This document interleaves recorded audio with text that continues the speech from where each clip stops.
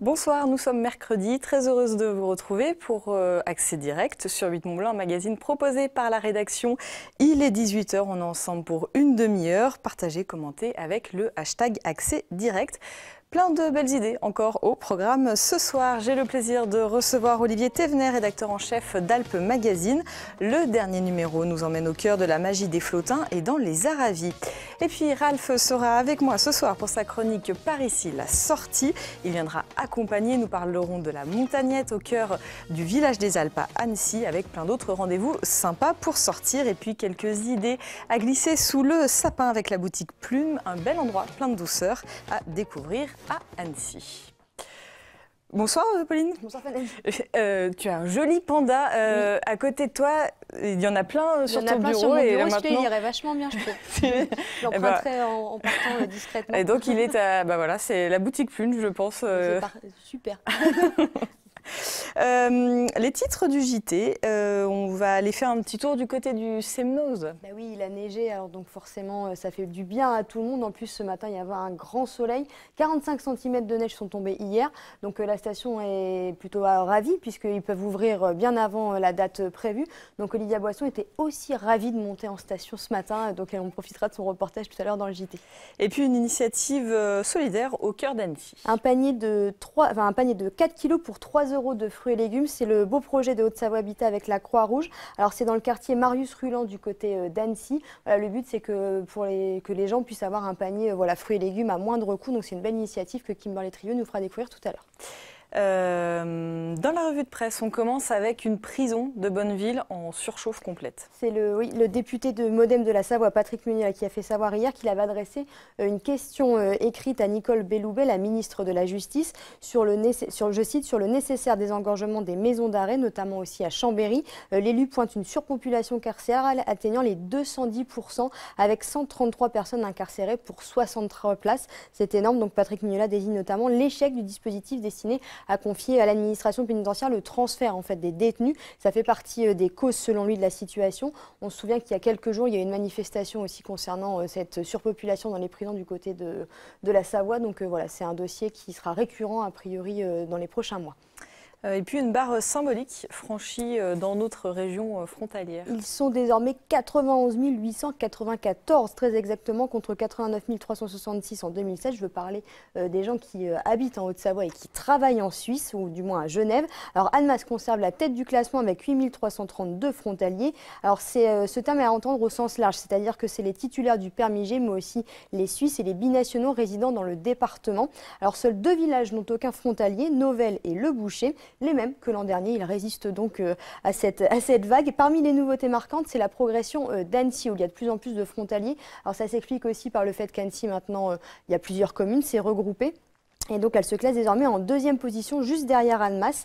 Côté finance, malgré l'augmentation du nombre de frontaliers, le montant global de la CFG, c'est la fameuse taxe qui est reversée ici côté français, elle a diminué. Alors c'est dû notamment, Christian Monteil le dit, au franc suisse qui est devenu plus faible et donc du coup on a moins d'argent. Mais il n'empêche que ça rapporte toujours beaucoup, 18 millions d'euros.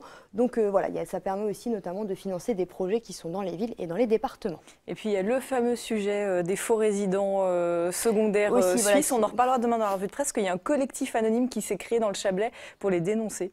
Donc on en reparlera demain. Reparlera. Et puis on commence avec Google qui sort son fameux classement annuel. Voilà, donc c'est-à-dire dans le Parisien, donc c'est classé par catégorie. Donc il y a les classiques, les personnalités politiques, etc. Il y a les moins insolites que j'ai trouvé plutôt rigolos. Donc il y a oligarchie, ergonome, hologramme ou encore in petto. Voilà, donc j'ai été voir, parce que du coup je ne connaissais pas, donc j'ai tapé sur Google in petto, et donc c'est en son fort intérieur. Voilà. Et puis il y a une chronique rigolote aussi, c'est comment devenir, donc comment devenir riche, comment devenir député ou encore comment devenir belle. Alors après il y a les choses plus classiques, comment devenir gendarme ou pompier, voilà. Et en fait on en parle parce que Annecy est l'une des destinations touristiques les plus recherchées par les Français. Donc dans le top 10, il y a Venise, Paris, etc. et Annecy. Donc, voilà. Et c'est normal. C'est bien normal, petite fierté. On continue, on parle du biathlon qui a démarré. Voilà, donc ça c'est sur Twitter, ça a démarré, là on en est aux entraînements. Le Grand Bornand avait déjà accueilli, c'était il y a 4 ans, une étape de la Coupe du Monde. Donc voilà, il y avait eu une grande ferveur populaire, les Français n'avaient pas vraiment brillé, donc on espère qu'ils vont faire mieux cette fois-ci. On va surveiller ça de près, mais pas trop de près non plus Pauline, parce que ce qu'il faut expliquer aux gens, c'est que c'est compliqué d'aller tourner sur une épreuve de Coupe du Monde. C'est ça, c'est même impossible pour nous, puisque comme on n'est pas détenteur des droits, on a le droit d'avoir accès à la zone mixte, à faire des interviews, mais attention, c'est très réglementé, en plan serré, sans qu'on ne voit la piste. On a eu le même problème la semaine dernière à Val d'Isère avec le Critérium, qu'on aura aussi ce week-end. Donc c'est pour ça qu'on a du mal et qu'on ne peut pas traiter globalement cet événement. C'est dommage, parce qu'on est sur place, on aimerait, c'est notre événement de l'année pour nous. Et finalement, on est ceux qui sont les moins bien lotis. Donc voilà, donc on va chercher sur Twitter, on va chercher sur Internet, mais nous, on n'est pas sur place. Bon, on donnera quand même les résultats dans le JT cette semaine. De Martin Fourcade. Voilà, bah oui, d'ailleurs, il est en photo pour l'entraînement.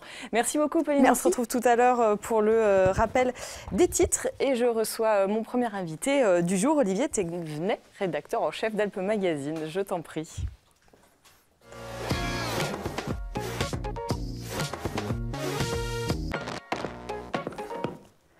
Alors bonsoir, merci d'être là. Alors, je les ai à côté de moi, il y en a deux, mais c'est le même. Tu vas nous expliquer ça, le dernier numéro d'Alpe Magazine. Alors c'est celui-là, l'officiel, et puis celui-ci, c'est voilà, pour les amoureux d'Évian, on va dire ça comme ça. Alors en fait c'est un petit, on va dire une petite astuce. La couverture qu'on a sur les Aravis, c'est ce qu'on appelle nous une couverture nationale. Donc qui est la couverture qu'on retrouve sur la plus grande diffusion, et la couverture qui est l'autre couverture sur les flottins, c'est celle qui est disponible sur la zone d'Évian-les-Bains, Annemasse, Évian-les-Bains, enfin le Chablais au sens large. On va commencer par s'intéresser aux flottins, parce que j'ai trouvé ça plutôt original pour Alpe Magazine, où il y a on voit plein de belles photos de montagne, etc. Là, c'est des photos, voilà, peut-être un peu plus atypiques, mais c'était un événement qui était important à souligner, qui correspond en tout cas à l'esprit du magazine. Ouais, il y a plusieurs raisons. Enfin, les flottins, déjà, pour nous, c'est un événement atypique. Et puis derrière, il y a quelqu'un qu'on aime bien, qui est Alain Benzoni, donc, qui est aussi le directeur artistique du festival Au Bonheur des Mômes au Grand Bornand, qui est aussi très connu. C'est quelqu'un qu'on suit depuis très longtemps. Et voilà, ça faisait un petit bout de temps qu'on avait envie de faire quelque chose sur les flottins, avec une ambiance qui est assez particulière. Et on l'a traité aussi de façon un petit peu particulière, parce que ce n'est pas une écriture journalistique, puisqu'on a envoyé un écrivain, donc, qui est Maxence Firmin. Maxence, qui est un écrivain qui habite du côté d'Albertville, et qui, dans son écriture aussi, a une écriture assez poétique, assez féerique, assez onirique. Donc du coup, c'est l'un avec l'autre, et avec des photographies d'un photographe qui s'appelle Pierre Vitte. Voilà, je trouve qu'on ressent effectivement assez bien cet esprit assez fabuleux du village des Flottins à Évian. L'esprit des flottins, on le retrouve, enfin en tout cas voilà, il y a un point commun avec l'esprit du magazine, c'est la baseline, hein, l'esprit montagne. C'est quoi l'esprit montagne, et c'est quoi l'esprit d'Alpe Magazine? C'est l'esprit d'Alpe Magazine. L'idée, c'est que, alors c'est vrai que quand on est au flottin, enfin à Évian, on n'est pas vraiment en montagne, enfin les montagnes sont pas loin.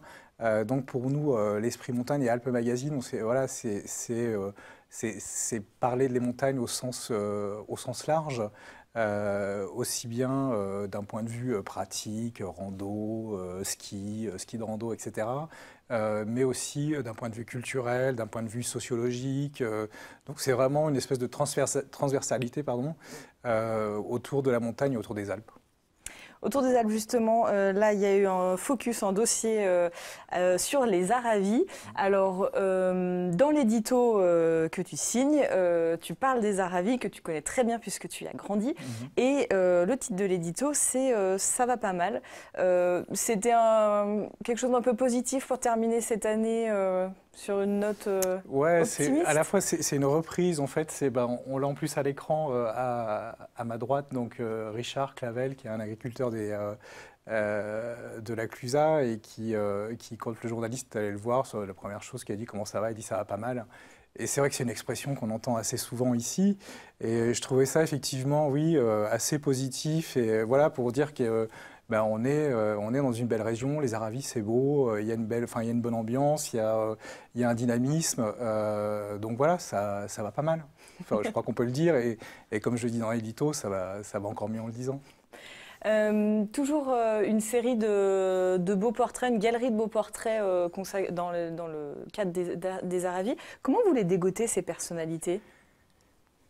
J'allais dire, c'est un travail journalistique assez classique d'enquête. Alors là, c'est un peu facile, entre guillemets, sur les Aravis, parce qu'effectivement, moi j'y suis né, j'y ai grandi, enfin je suis né à Annecy, mais en tous les cas j'ai grandi dans les Aravis, à la Clusaz plus particulièrement, donc c'est un milieu qu'on connaît plutôt bien, enfin en tous les cas que moi je connais plutôt bien, donc aller chercher les gens, voilà, l'idée c'est de trouver un angle. Et puis ensuite trouver les personnes qui peuvent répondre et rentrer en fait dans le cadre de cet article. Donc voilà, j'allais dire, là c'est pas très compliqué. Ça nécessite forcément des choix. Ça nécessite des choix parce qu'effectivement, pour en prendre, là on a pris 6, 7, 8 personnes maximum, on pourrait en prendre 15, 20, enfin voilà, mais c'est des choix qui sont partagés avec la rédaction et puis en fonction de ce qu'on a envie de dire aussi. Hein, je veux dire, à la limite, c'est toujours un point de vue subjectif, hein, c'est un article, donc on ne parle pas de tout, on n'a pas pris tout le monde, et le choix qu'on fait, c'est aussi un choix voulu. Il y a un incontournable quand on parle des Aravis? Marc Vera, effectivement, c'est un incontournable. C'est aussi une question qu'on s'est posée. Parce qu'à un moment donné, on s'est dit, voilà, on est sur Alpes Magazine, donc c'est des territoires sur lesquels on revient assez régulièrement. Et il y a un moment donné, on s'est dit, voilà, les Aravis, il y a le Grand Bornand, il y a la Clusaz, il y a Manigot. Donc on a à peu près on avait notre angle sur le Grand Bornand avec les chalets. Voilà, parce que c'est un patrimoine assez extraordinaire. Sur la Clusaz, on voulait des histoires de personnes et des histoires de familles. Parce que c'est aussi ce qui fait un peu l'ADN du village et de la station. Et sur Manigot, quand on s'est posé la question, bah, effectivement, l'évidence, c'était de se dire, ben, il y a Marc Vera. Et ça faisait très longtemps qu'on n'était pas allé le voir, qu'on ne l'avait pas rencontré sur Alpes. Donc du coup, voilà, c'était effectivement une évidence. Après, c'est pas forcément un sujet facile, Marc Vera, hein, parce que voilà, c'est un personnage, c'est une personnalité. Mais là aussi, on a voulu le traiter un peu de façon différente, à la fois sur sa personnalité, sur ses hauts, sur ses bas, et puis sur ce qu'il fait aujourd'hui à Manigot. Au fil des numéros, au fil des articles, il y a quand même tout le temps plane une montagne préservée, j'allais dire écolo, je ne sais pas si c'est le bon terme, en tout cas consciente de son environnement. C'est un vrai parti pris. Oui, dans un magazine qui se veut, voilà, avec des belles photos, des beaux articles. Bah, l'idée, c'est avant tout pour nous, c'est quand même de magnifier ce territoire. Même, il est déjà très beau, mais c'est effectivement de le magnifier le plus possible à travers la photo, à travers nos articles, à travers des textes, à travers des illustrations aussi. Donc c'est un parti pris, c'est évident. C'est pas qu'on veut montrer que ce qui est beau, mais en tous les cas, c'est encore une fois, c'est un certain point de vue sur les Alpes. Voilà. On ne montre pas tout, on fait des choix. Aujourd'hui, même, j'allais dire, on fait le choix, par exemple, sur des traitements. J'allais dire, on ne parle pas tellement de stations de ski ou d'activités économiques autour du ski ou des sports d'hiver. On essaie de décaler un petit peu et d'être un petit peu plus en profondeur aussi, parce que c'est un territoire qu'on connaît bien, c'est un territoire sur lequel on revient. Donc j'allais dire, nous, à chaque fois, il faut qu'on trouve un angle différent et puis il faut qu'on soit juste. On n'a pas tellement droit à l'erreur, en fait. Tu as parlé des illustrations. Là, il y en a plusieurs, des très belles. Dans le cadre d'un dossier, on en dira un mot, consacré à Montanea, une association qui fête ses 15 ans la semaine prochaine à Chambéry. Ce travail d'illustration, c'est fait pour... c'est vraiment un travail en lien avec l'article, etc. Ouais. Alors ça, c'est effectivement, c'est aussi une de nos volontés, c'est-à-dire de... et plus particulièrement, j'allais dire, sur des textes. Alors là, on a eu plusieurs à l'écran. Et par rapport à ce dossier sur Montanea, on a demandé à des auteurs, notamment Philippe Claudel, qu'on a pu voir juste avant, Martin Vanier, qui est un géographe, Blaise Agresti, qui est l'ancien patron du PGHM, Martin Vanier qu'on a là, de nous écrire des textes sur la montagne, chacun avec leur angle. Du coup, on a deux choix pour les illustrer. Soit on les illustre en photo, mais là, du coup, ça va être de la photo générique, donc pas forcément, c'est pas idéal. Et l'autre choix, bah, c'est l'illustration. Et on a un illustrateur, en fait, avec qui on travaille depuis quelques années, qui s'appelle Christophe Merlin, et qui, à chaque fois, bah, effectivement, trouve le bon ton pour illustrer des textes qui sont, voilà, des textes avec du contenu, avec des choses qui peuvent être parfois un peu difficiles d'accès. Ça permet aussi de rentrer un petit peu plus facilement dans le sujet et d'avoir une certaine esthétique en fait aussi dans le magazine qui fait un peu aussi qu'il y a une rupture aussi avec les images, avec les photos qui sont voilà, plus classiques, on va dire. Un mot sur les 15 ans de Montanea, une structure qui porte une certaine idée de la montagne hein, depuis 15 ans. C'était important à souligner dans ce numéro-là. Oui, pour nous, en fait, c'est Montanea, effectivement, c'est une association qui existe depuis 15 ans, qui porte un certain nombre d'actions et de réflexions autour de la montagne. Alors la montagne au sens général, hein, donc c'est pas uniquement les Alpes. C'est une association avec laquelle on est assez proche. Donc, j'allais dire tout naturellement, quand ils nous ont dit qu'ils fêtaient leurs 15 ans et qu'ils avaient envie de faire quelque chose, de marquer le coup, d'un point de vue éditorial, ben, ouais, nous, on était là et on avait envie de le faire. Et de le faire d'une certaine façon, en apportant effectivement des éléments de réflexion, des témoignages sur la montagne, et puis montrer aussi les différentes actions de Montanea sur ces 15 dernières années. Donc ouais, encore plein de belles choses en tout cas dans ce numéro. Un petit clin d'œil parce que le temps passe vite à une soirée que vous organisez, à des soirées pardon, un événement que vous organisez les 24 et 25 janvier prochains. Ce sont les 5e soirées du cinéma alpin à Chambéry. On aura l'occasion d'en reparler d'ici là. Merci beaucoup d'être venu sur le plateau d'Accès Direct. Merci. Merci. Merci. Bonsoir. Bonsoir Ralph. Bonsoir, bonsoir. Alors, petit jingle, par ici la sortie. Waouh.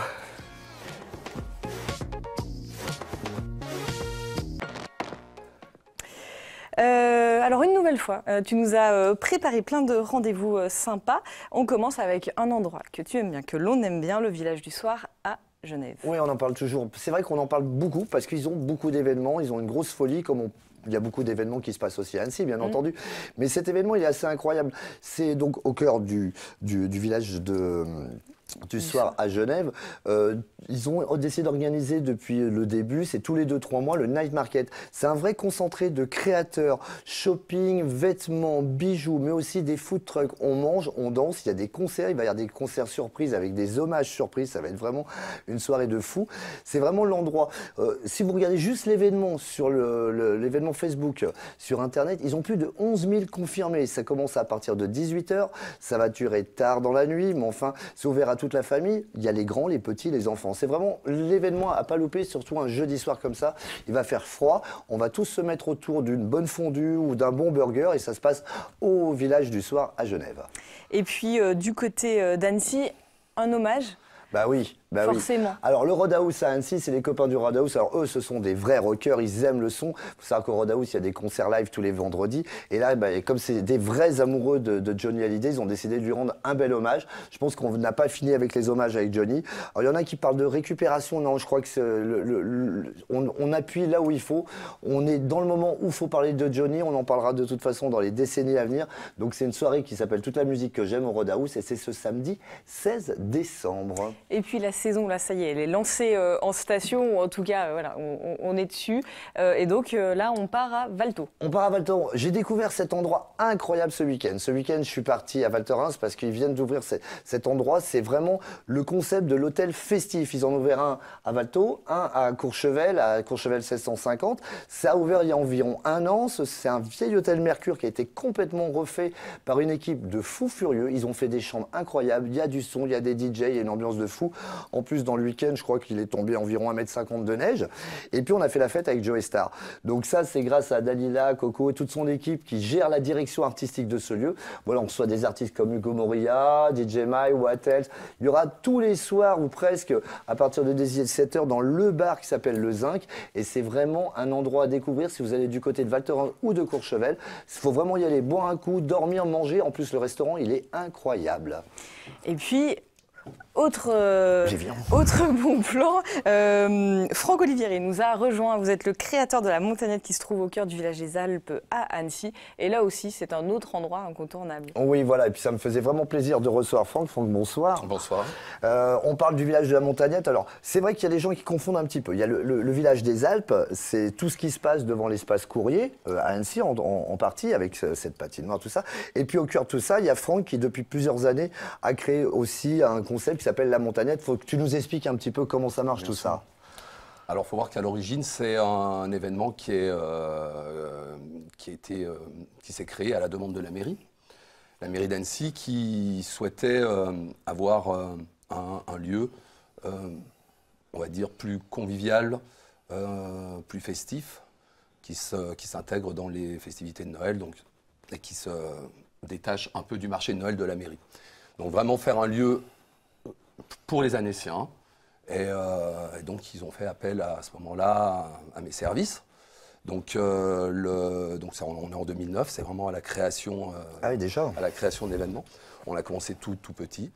Et au fil des années, les choses se sont, on va dire, on a grandi avec l'événement, en faisant de plus en plus de concerts, de DJ, de choses comme ça, en augmentant aussi l'offre gastronomique. Et c'est ça, pour ceux qui ne connaissent pas, il y a vraiment plein de choix différents, il y a tout plein de choses. Alors, qu'est-ce qu'on y trouve comme stand par exemple ? Alors donc il y a juste comme ça, voilà, ça c'est au niveau des animations qu'on peut trouver tous les jeudis. Il y a des soirées bronzées où les gens viennent déguisés. Tout à fait, ça c'est tous les jeudis. C'est une soirée qu'on avait commencé, on en faisait une ou deux au début, et puis c'est une soirée qui marche très très bien, donc on a fait tous les jeudis. On a comme ça des événements qui sont récurrents. On a le karaoké le lundi. Bon, alors il faut voir que donc quand je parle de soirée là, on est vraiment sur c'est sur l'ensemble, hein, sur le village des Alpes. Sur le village des Alpes. Et donc, bien sûr, la Montagnette participe grandement à tout ça, mais on est dans le concept village de Noël. D'accord, on salue Greg, donc justement, qui lui a créé le village des Alpes. Et puis c'est une rencontre un peu de tous ces fous furieux qui font cet endroit festif que beaucoup de gens nous envient en France. En Suisse, ils en parlent tous. À Lyon, ils en parlent tous. C'est plein à craquer le matin, le midi, le soir. Ça commence le midi. Il y a une vraie direction artistique. Tout à fait. Donc ça, c'était vraiment, on va dire, le point, un point d'honneur de faire vraiment quelque chose qui tourne autour de la musique.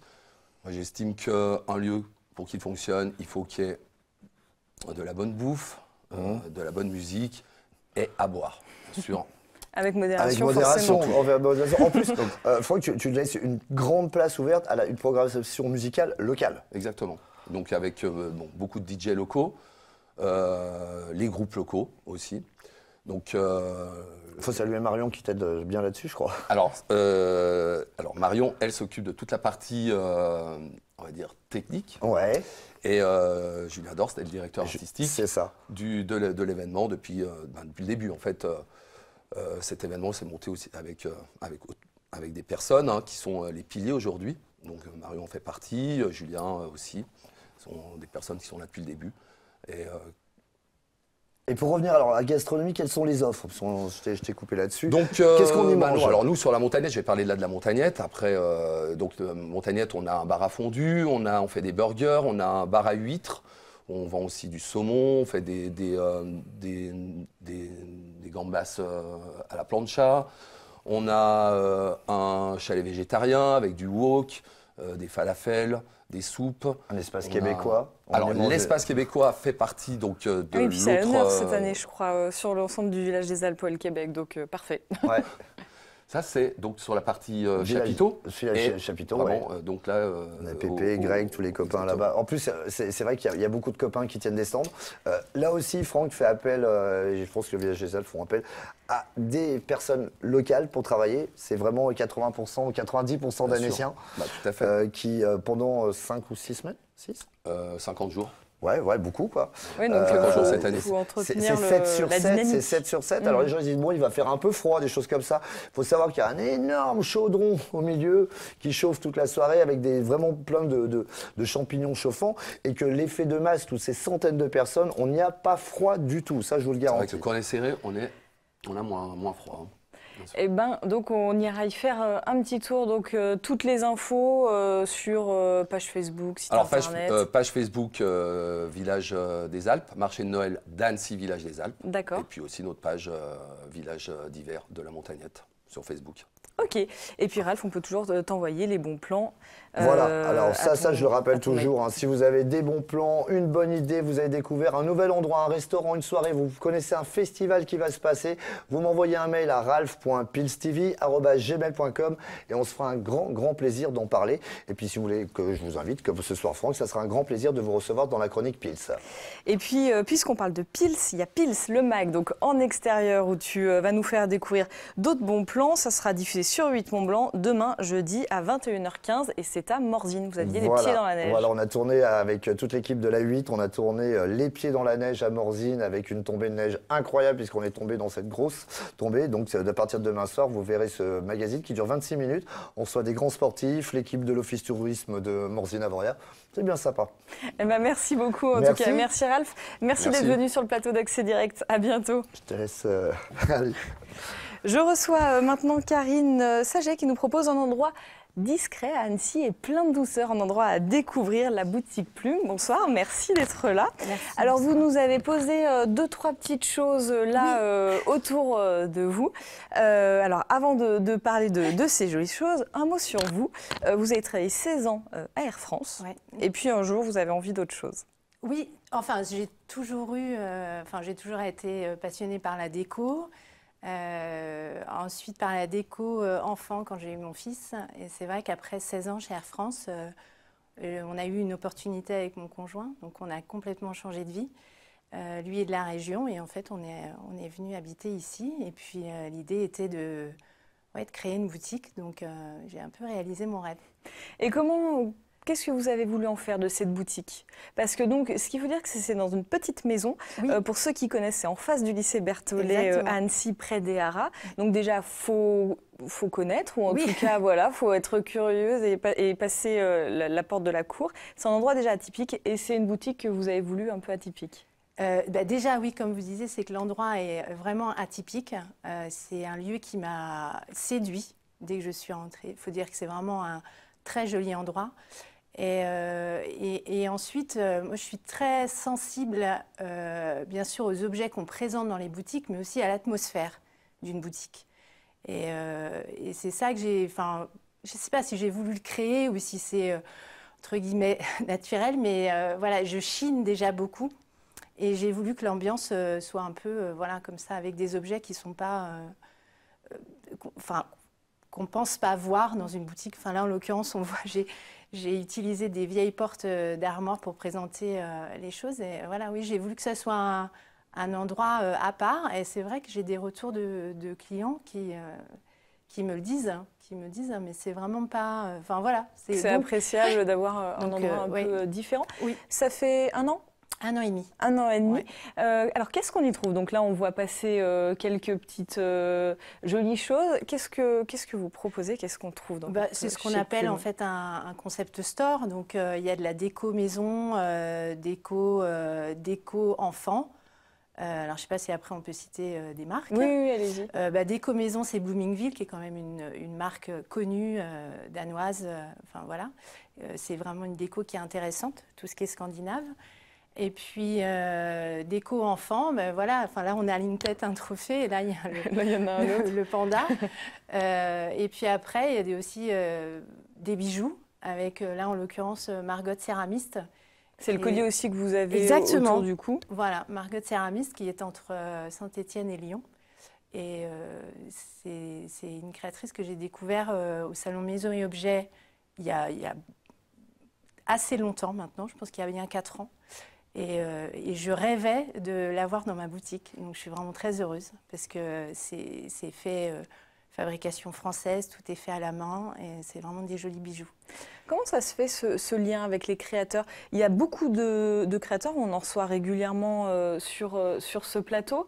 Comment ça se fait? Faut qu'il y ait un feeling entre vous et les créateurs, ils vous choisissent, vous les choisissez. Comment ça se passe? Ben, en fait, moi j'ai commencé par faire le salon Maison et Objets. Après, il faut savoir que si les créateurs sont déjà représentés sur une ville, évidemment, pour eux comme pour nous, ça ne sert à rien d'être autant présents dans plusieurs boutiques. Ils ne vont pas y gagner et nous non plus. Et puis, et après, oui, j'imagine que pour eux aussi, enfin, nous, on aime ce qu'ils vendent. Et je pense qu'eux aussi, peut-être qu'il y a un feeling qui se fait. Oui, Vous vendez forcément ce que vous aimez? Oui. Alors, j'espère que je vais pouvoir continuer comme ça. Mais oui, oui. C'est très important. Je ne sais pas si je pourrais faire autrement, mais je sais que ce n'est pas toujours évident de... Ouais. Là, on voit passer des photos que Camille, qui coordonne cette émission, a pioché sur Instagram, Facebook, etc. Vous postez souvent des choses. Ça vous aide à créer du lien avec les clientes? Comment vous les utilisez, disons, ces outils-là? Oui, alors déjà, je les utilise oui, pour les clients, pour leur montrer un petit peu ce qu'il y a de nouveau. Et puis, il faut un petit peu donner... booster, voilà, c'est hyper important. Et puis aussi, Instagram, je me suis rendu compte qu'au-delà de Maison et Objets, c'est une source d'inspiration géniale. Et maintenant, c'est aussi des coups de cœur que j'ai pour des créateurs que je trouve sur Instagram ou sur Facebook. Mais Instagram, je trouve, est vraiment hyper ludique. Donc oui, et puis je les utilise, oui. Puis après, sur des périodes, il faut un petit peu... donner des petites idées, voilà, un petit peu tous les jours. Parce que ce qu'il faut dire, c'est que vous renouvelez assez régulièrement. L'idée, c'est, voilà, vous n'avez pas 30 exemplaires de la même chose. Voilà, c'est plutôt par petites touches, disons. Voilà, c'est comme vous disiez, c'est que je vends ce que j'aime et j'essaye, mais c'est assez compliqué parce que souvent, les créateurs veulent vendre des quantités. Je les comprends aussi. Hein. Mais moi, ça ne m'intéresse pas du tout d'avoir 30 exemplaires du même article, déjà pour moi et puis pour les clients, quoi. Je ne pense pas que ça les intéresse non plus. Donc oui, beaucoup de renouveau. Enfin, voilà, dans la mesure du possible. Un petit coup de cœur, là, à glisser sous le sapin si quelqu'un cherche une petite idée? Oui, on a parlé, mais en fait, j'ai une gamme aussi de mailles. Et voilà, ça, c'est des coups de cœur, c'est des super belles matières. Et voilà, donc le poncho. Qui est très joli. Ouais. Et puis aussi les trophées animaux. Qui marche bien pour les enfants. Voilà, exactement. Donc il y a plusieurs animaux dans la boutique. Et c'est vraiment une super déco. Je trouve ça très original. Pas seulement pour les enfants d'ailleurs. Pas seulement pour les enfants, ouais. C'est vrai. Ouais. Merci beaucoup. Pauline va nous rejoindre. Je vous laisse lui faire une petite place sur le canapé pour le rappel des titres. Voilà, puisque c'est ton chouchou. Donc tu vois, ce n'est pas que pour les enfants. Donc tu peux te faire offrir une tête de panda pour Noël. Maman, si tu me regardes... le message est passé. Donc on a été faire un petit tour dans le Semnos pour le JT. Oui, Olivia Boisson était ravie ce matin de monter au Semnos. 45 cm de neige fraîche sont tombés hier. Donc la station a ouvert plus tôt que prévu. Ça fait plaisir aux Annéciens qui vont skier à la station. Donc on est allé y faire un petit tour à voir tout à l'heure dans le JT. Et puis une initiative solidaire. Oui, de Haute-Savoie Habitat avec la Croix-Rouge, ils font en fait des paniers où il y a par exemple 4 kilos de fruits et légumes pour seulement 3 €. Donc ça permet aux gens qui n'ont pas beaucoup d'argent d'avoir quand même des fruits et légumes chez eux dans leur frigidaire. Donc c'est Kimberly Trieux qui est allée faire un tour du côté du quartier Marius Ruland à Annecy. Bah, merci beaucoup Pauline, je vais te laisser la place pour le JT. Merci encore d'être venue sur le plateau d'Accès Direct. Demain encore plein de belles choses sur ce plateau. Nous parlerons des 40 ans du groupe militaire de haute montagne avec son commandant. 40 ans que les hommes du groupe vont là où l'être humain n'a jamais été. Donc ça promet plein de belles images. Un peu de lecture avec les idées de Catherine Munier de la librairie Imaginaire et le dernier numéro de Carnet d'art. C'est une revue un peu hybride qu'on aime bien. Merci de votre fidélité, merci à toute l'équipe et puis à demain. Passez une très belle soirée.